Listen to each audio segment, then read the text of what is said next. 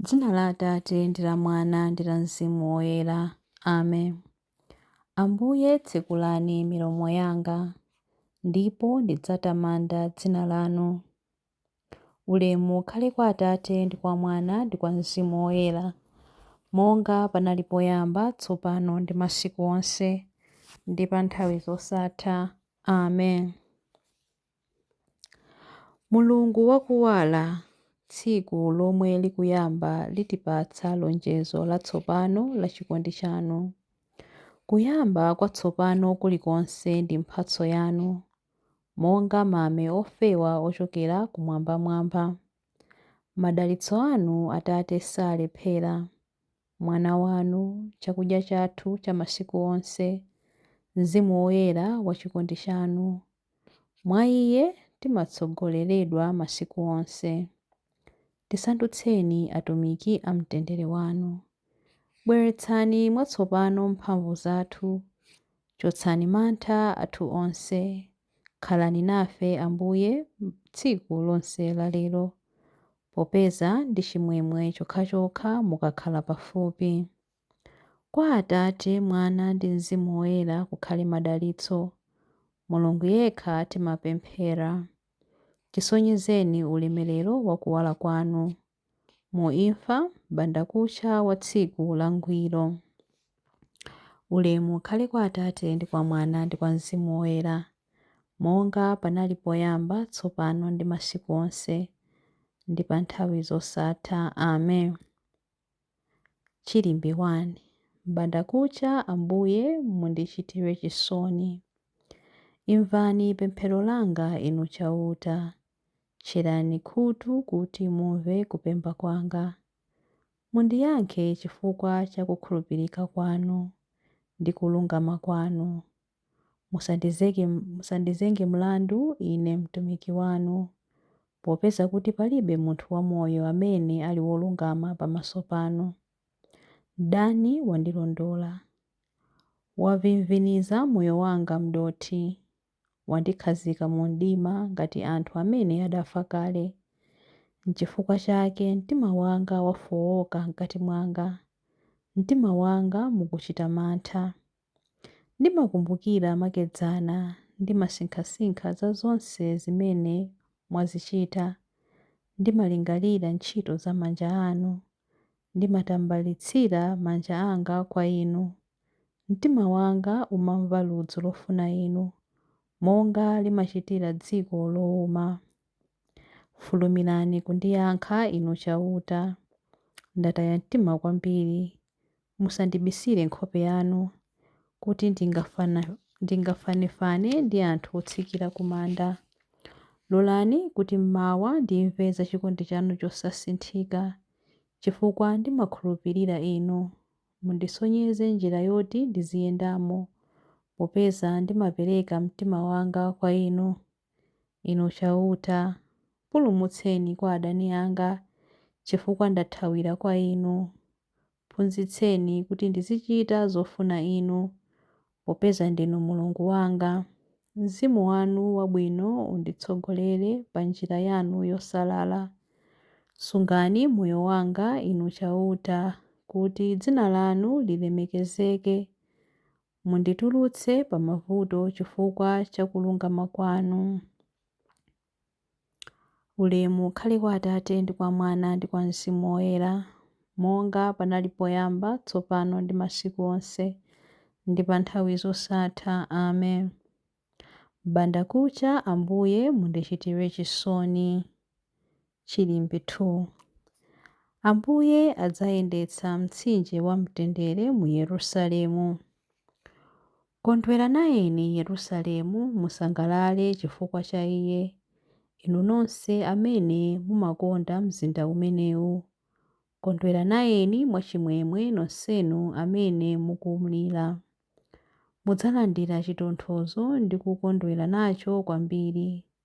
Mudzagawana naye ulemerero wake ndi kusangalala nawo.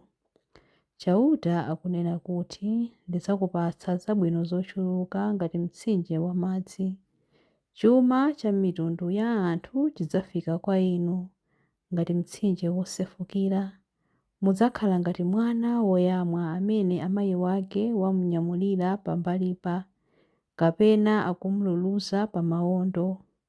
Ndidzakusangalatsani ku Yerusalemu monga momwe amayi amasangalatsira mwana wake.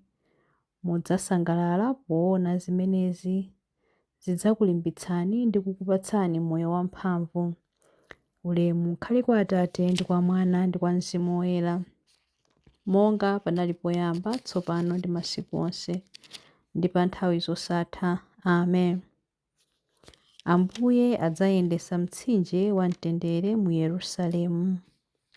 Chilimbi 3. Tiyeni mokondwa titamande Ambuye Mulungu wathu. N'kwabwino kuyimba nyimbo zotamanda Mulungu wathu, n'kokondwetsa mtima kumtamanda moyenera. Chauta akumanga Yerusalemu, akusonkhanitsa Aisraeli omwazika, akuchiritsa amtima wachisoni ndipo akumanga mabala awo. Amadziwa chiwerengero cha nyenyezi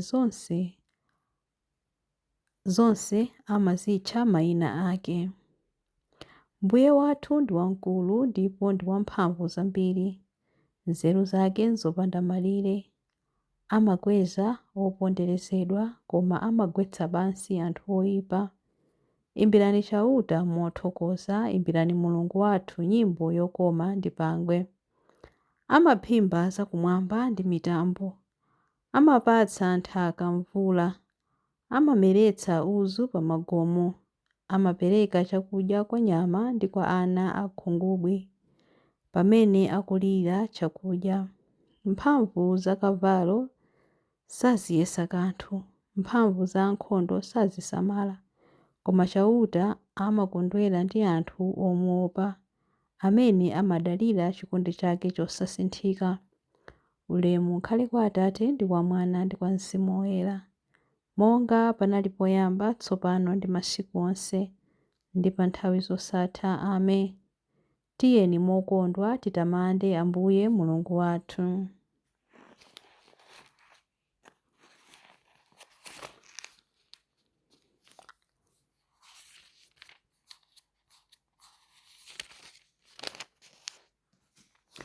Mawu a Mulungu. Mawu akuchokera mu buku la 1 Mafumu 8:51 mpaka na 53a. Pakutitu iwowa ndi anthu anu ndi cholowa chanu, omwe aja mudawatulutsa ku Igupto kuwachotsa mu ng'anjo ya moto. Yang'anani mwachikondi chanu anthu anu Aisraeli pamodzi ndi mfumu yawo, ndipo muzitchera khutu nthawi zonse pamene akupemphani kuti muwathandize, pakuti inu mudawasiyanitsa ndi anthu onse a pa dziko lapansi kuti akhale anthu anu. Mawu a Ambuye. Tithokoze Mulungu. Chiyankho. Mulungu mwini adzandipulumutsa ku msampha wa mlenje. Mulungu mwini adzandipulumutsa ku msampha wa mlenje. Kwa iwo amene angathe kunditchera ndi mawu awo onyenga, ndi ku msampha wa mlenje. Ulemu ukhale kwa Atate ndi kwa Mwana ndi kwa Mzimu Woyera. Mulungu mwini adzandipulumutsa ku msampha wa mlenje. Chilimbi cha nyimbo ya Zakariya. Munthu wofuna kutsata ine adzikane mwini wakeyo ndipo asenze mtanda wake n'kumanditsata. Adalitsike Ambuye Mulungu wa Israeli, wadzayendera anthu ake ndi kuwawombola. Watiukitsira ife mpulumutsi wamphamvu, nyumba ya Davide mtumiki wake, monga adalonjezera ndi milomo ya anthu oyera, iwo amene adali aneneri pa nthawi yakale. Mpulumutsi amene adzatimasula ife kwa adani athu, kumanja onse amene amadana nafe. Choncho chikondi chake pa makolo athu chakwaniritsidwa, ndiponso chipangano chake choyera chakumbukiridwa. Adalumbira kwa Abrahamu atate athu kuti adzatilola ndi ufulu kumantha ndi kupulumutsidwa m'manja mwa adani athu, kuti tithe kumutumikira Iye nkuyera ndi mwachilungamo masiku onse a moyo wathu pamaso pake. Kwa iwe mwana wang'ono udzayitanidwa mneneri wa Mulungu wammwambamwamba.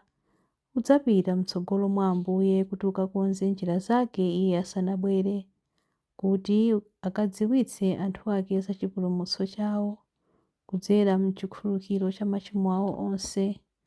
Chikondi chokoma cha mtima wa Mulungu wathu, amene amatiyendera ngati m'bandakucha wakumwamba, adzapasa kuwala iwo amene ali mdima, iwo amene akukhala mu mthunzi wa imfa, ndi kutitsogolera ife mu njira ya mtendere.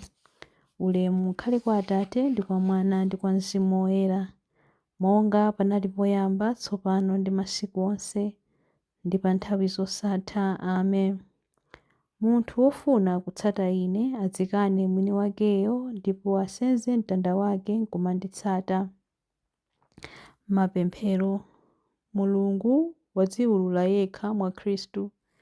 Tiyeni tiyamike ubwino wake ndi kumpempha kuchokera pansi pa mitima yathu. Tikumbukireni ife Ambuye popeza ndife ana anu. Tiphunzitseni kulowa mozama mu misteri ya mpingo, kuti ukhale wothandiza koposa mwa ife ndi ku dziko lonse ngati sakramenti la chipulumutso.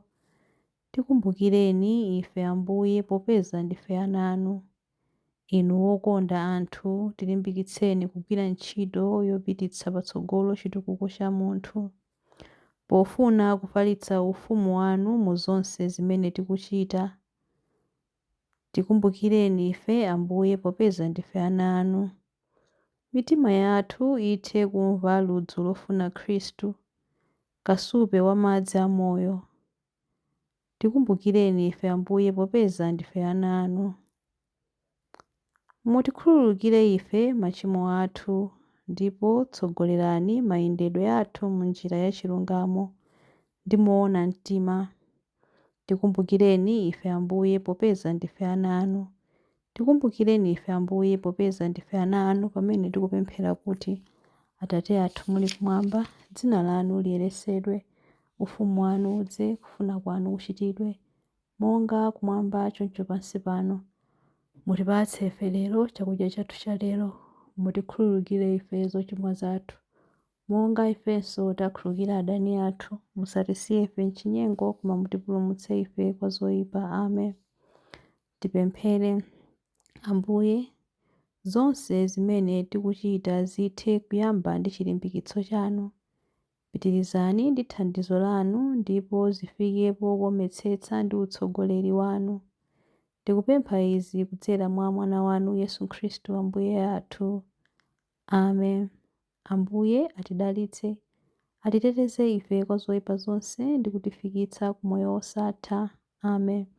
Dzina la Atate ndi la Mwana ndi la Mzimu Woyera. Amen.